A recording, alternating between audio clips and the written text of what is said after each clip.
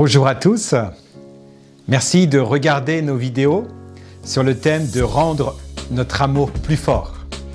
Et dans cette vidéo, j'aimerais parler sur l'amertume qui tue l'amour.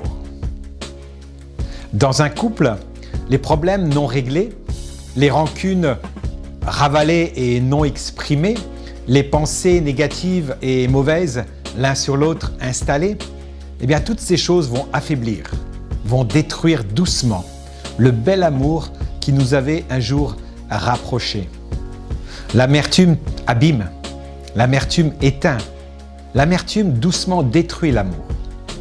Elle éloigne les cœurs, générant des blessures qui vont s'infecter avec le temps. Ainsi, pour maintenir un amour fort, il nous faut traiter systématiquement et selon le conseil des Saintes Écritures, les rancunes et les amertumes. Nous lisons dans le livre aux Hébreux, chapitre 12, verset 15, « Veillez à ce que nul ne se prive de la grâce de Dieu et à ce qu'aucune racine d'amertume, poussant des rejetons, ne produise du trouble et que plusieurs n'en soient infectés. » Et une étude sur le cerveau parue dans la revue scientifique The Journal of Neuroscience démontre que s'endormir avec des émotions négatives aura pour conséquence de les renforcer ou même de les conserver. Ainsi, n'acceptez jamais d'aller vous coucher fâché. Oui, c'est bien souvent plus facile à dire qu'à faire, n'est-ce pas? Mais si nous voulons maintenir l'unité de l'amour dans notre couple, eh bien cela doit absolument devenir une règle pour les deux conjoints. Ensemble, dans l'humilité et la soumission mutuelle à Dieu, nous choisissons la réconciliation.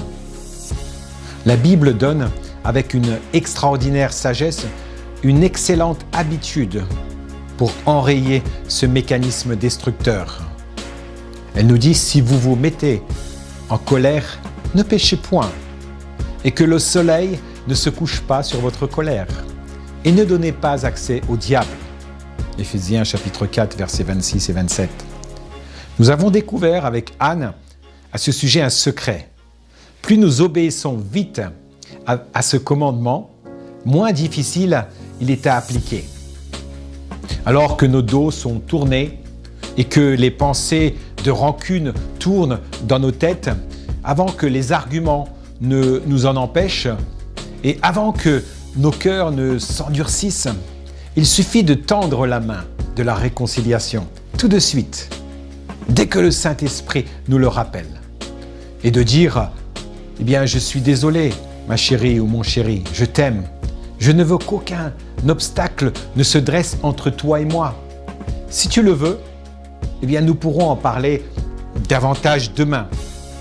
Mais là, ce soir, choisissons l'amour. Choisissons la réconciliation. Choisissons de préserver notre amour. » Et l'apôtre Paul nous dit clairement que garder l'amertume dans nos cœurs, c'est dans quelque sorte permettre un accès facile au diable pour nous dominer et pour nous détruire. Avec Anne, nous avons décidé de dire non à l'œuvre diabolique et oui à la protection du don de notre couple. Et pour rendre l'amour plus fort, j'ai pu constater qu'il est essentiel de ne pas laisser les amertumes s'installer entre nous et de régler les problèmes le plus rapidement possible. Ne laissez pas les malentendus, les rancunes, les non-dits s'accumuler, obstruer le flux de l'amour. Soyez les protecteurs de votre mariage. Comment? Eh bien en parlant moins et en écoutant plus avec votre conjoint. En écoutant plus votre conjoint, pardon. En reformulant chacun avec amour ce que l'autre essaye d'exprimer, afin de mieux le comprendre. Et aussi en choisissant l'humilité au lieu de la légitimité de la vengeance. Et aussi en appliquant de manière quotidienne la puissance du pardon qui libère et qui restaure. Et pour terminer, je dirais, choisissons l'amour et rendons-le plus fort en rejetant l'amertume. Alors, à bientôt pour de prochaines vidéos. Prenez soin de vous et prenez soin de votre conjoint.